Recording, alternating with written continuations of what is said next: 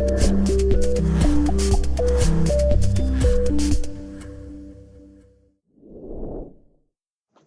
everyone, Jim Wand here. I'd like to take a few minutes and talk about the upcoming Heartland Hypnosis Conference that's going to be held in St. Louis, Missouri, underneath the arches, on April 26th to 28th of 2019. I'll have to tell you, I've been to many of the conferences across the country over the years, and this definitely has something for everyone. They have 4 different tracks. They have a business track, clinical track, stage track, and a metaphysical track. Now, most people don't know this about me, but I was a consulting hypnotist for 5 years before I get into the stage. Also, I own One Enterprises, the hypnosis agency, where we book numerous hypnotists, magicians, mentalists, and ventriloquists. So 3 of these tracks, business, clinical, and stage, I've had some experience with. Well, on this particular set of dates, I'm going to be doing 2 different presentations. One is going to be during the conference itself, entitled Thinking Outside the Box, which you will be seeing another video posted by me in the near future. The second session I'm going to do is actually a pre-conference seminar on Thursday night, April 25th, entitled Creating New Stage Routines That Kill. I believe this is probably one of the biggest issues for stage hypnotists, is coming up with new material. Over the last 30 years, I've done over 11,000 and counting shows in just about every market. The casino market, the corporate market, the cruise ship market, high school, college, fair and festival, comedy club, and community. So I've worked in all of these markets, and I found that each one of the markets, there's certain routines you can custom design to that market and to that buyer. I first stumbled upon this about 20 years ago when I was doing a keynote address at the state FFA convention in Wisconsin. FFA is called Future Farmers of America. This was the 3rd time I had presented at that conference. As a matter of fact, over the last 22 years, I've done 100 keynotes, over 100 keynotes at state conventions, and 60 keynotes at the national convention. And the national convention is held in Indianapolis or Kansas City every year. I do 3 shows. We sell out all 3 shows, 3,000 tickets per show. And I'm proud to say that over the last 20-some plus years, I've helped the National Association earn $1.5 million to utilize on worthwhile projects. And I'm also a former FFA member and a lifetime FFA alumni member. So I have very tight connections with FFA. I've done the 160 in the state and the national market, and I've probably done another 1,000 for local chapters, which I'll talk about in detail later on. But anyway, on this particular conference, during my pre-conference seminar on creating new stage routines, about 20 years ago, when I was getting ready to go on stage, about 5 years before I went on stage at this particular convention, the state advisor came up to me and said, "Can you do anything with sheep?" And I thought, what can I do with sheep? Well, I came upon an idea, let it run. It didn't work out quite the way I had planned. As a matter of fact, I now entitle it the Wisconsin Sheep Fiasco, which I use quite often when I'm addressing ag-related group. But anyway, let me kind of paint a picture for you. The stage wasn't as big as I had normally utilized during a big performance like this. I typically like to have 30 people spread across the stage facing the audience. Well, I only had room to put 18 across the back, so what I did is I made a new configuration.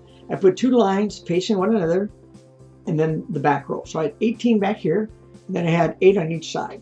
All right, so I had 18 here, I had 16 here. So I had about 34 subjects to start out with. And usually I find out at the FFA market, this was the second year I'd done this particular, second or third year I'd done this particular convention in a row. So a lot of people already were familiar with me, familiar with hypnosis. Anyway, I ended up keeping 32 of the 34. So as I get into the show, I finally found an opportunity to try the sheep scenario. Now what I do when I have a new routine is I insert it in something called a sandwich method. The sandwich method basically starts out with a killer routine that you know it works, it's proven, followed by the new routine, and then ending after that with another killer routine. So that way, if the one in the middle is a little bit lackluster, you have a strong one before, a strong one after, and you keep the show going at the level that you want. So you don't lose anything, you don't lose the momentum. I call that the sandwich technique. But anyway, I found the time that I thought would be best I had all the guys get down on stage and become purebred show sheep. Now, picture this. The two rows that were facing one another, I had an advisor in this row and an advisor in this row. They were both pretty good sized boys, over 250 pounds each. They were also good friends and they're very competitive. When they got down on all fours, they looked at each other, bah, bah, and they hit each other right in the middle of the stage, head on. You could hear it all the way to the back of the convention center, and they collapsed. Well, they got up, they shook their heads, and they took off the stage, right? Running through the crowd. Well, that just brought the crowd to their feet. They were laughing, they were hooping. And my issue was I couldn't get them back up on stage. They wouldn't listen to me. Well, sheep don't listen to you. Sheep follow a leader, right? You follow one sheep, the rest of them do the same thing. Well, anyway, I decided I got to think outside the box. So I came up with an idea. I had all the gals on stage become sheep herders, then went back out into the audience. They retrieved the sheep, brought them back up on stage. They sat down, and I put them right back into hypnosis. Worked out perfectly. Well, that was something that was talked about a long time thereafter in the state of Wisconsin. But anyway, I've taken that routine and I've adapted it to other groups. Like if I do an ag-related group today, I might do something with prize bulls or prize hogs. Same type of situation, but I changed it a little bit. I keep them up on stage now. I have a trainer, so I have all the guys get down, become prize bulls. I have all the gals become their trainers. They get down the straight line, and I have more control over it. So I learn, so I don't have another fiasco. I don't let them off stage. So again, you can do it with bulls, you can do it with sheep, you can do it with just about anything you find on a farm or a ranch. Now, if I adapted this to a college, I might use a mascots. I might have them become something a little bit different. So each one of the markets that I work with, I can apply this scenario in some way, and it always works out really well. I've added something recently in the last 2 years. One thing I found that many times when people tell me I'm a hypnotist, when I tell them I'm a hypnotist, they say, well, don't make me bark like a dog or cluck like a chicken. They always have that fear that that's going to happen. Well, I've actually implemented something that show people not only will you not bark like a dog when you're hypnotized, but the bark of a dog can hypnotize you. Let me introduce you to another member of my team. Stella, can you come here, baby? Yes. This is Stelly, the golden transom. She's a golden doodle, golden teddy doodle. Say hi, Stelly. Yeah. Well, Stelly, she comes up on stage to the music, Who Let the Dogs Out. She turns around and she waves at the audience, and then she turns back around, she sits down, faces people on stage. Now, I had already had the people on stage look at the ceiling and instruct them the next time they heard the bark of a dog, they would go right back in hypnosis. She turns around, she sits down, she lets out a big bark, everybody collapses. The audience just are amazed. The audience is amazed. Stelly then turns around, bows. Stelly, come here, honey. Stelly, bow, bow. See there, she's bowing. She bows like that. She gets a big round of applause. Yes, and then she heads off the stage to Bad to the Bone.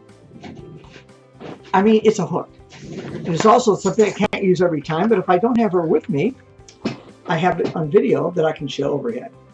So it's one thing that I've found over the years is that I can take something that I've used before, I can retool it, tweak it, and utilize it in many of my shows.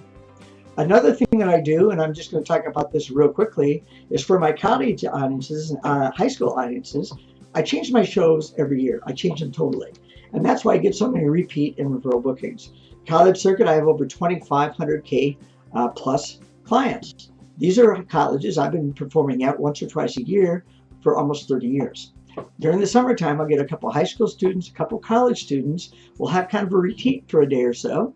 We'll sit down, we'll talk about what's hot in college and high school life, what's trending, what's popular in social media, what's popular in terms of music, etc. And then I'll write a whole new show of what the information I get from them. So I create, I recreate, I tweak, etc. I've found that over the years, all of these things help me produce new material on an ongoing basis. I use current events. I use holidays, what's trending, social media, music, family encounters. That can be big. That can be very funny, especially in a corporate and community market, and many other topics. Did you know that every state has their own state pie? Think about what you can do with that. Every day there's a number of different national holidays. You can use those. Just go to what the national holiday is, and if there's a National Nut Day, all right, I forget what date it is right now, but I sometimes will refer to National Nut Day. I'll tell them it's a national holiday, this is what it represents, and how I'm going to use it for its skit. Now, maybe the National Nut Day is, let's say, August 6th, and I'm doing a show in December. I'll say, you know, August 6th, there's a holiday called National Nut Day. So I can refer back to it. So you don't have to do it on the day of. So there's so many ways you can develop the material. I will guarantee you this. The people attending that session will come up with at least one or two new original bits that they develop themselves during that session to take back and utilize it, and they can call it their own. We're going to do that in St. Louis, Missouri, April 25th, pre-conference session, Thursday night. Also, I'm going to be doing the Think Outside the Box during the conference itself. But again, this is an amazing conference. It's an opportunity to meet hypnotists from all over the world, experts, novice, all levels. This is the place to go. So again, hopefully we'll see you in St. Louis, Missouri, April 25th through 28th. If you have any questions about my session, feel free to email me at jimwatt@hypnotism.com. You can inquire online. You can call our office. Hopefully, you'll have a fantastic year until we get to St. Louis, sunny St. Louis in April. Hope to see you there.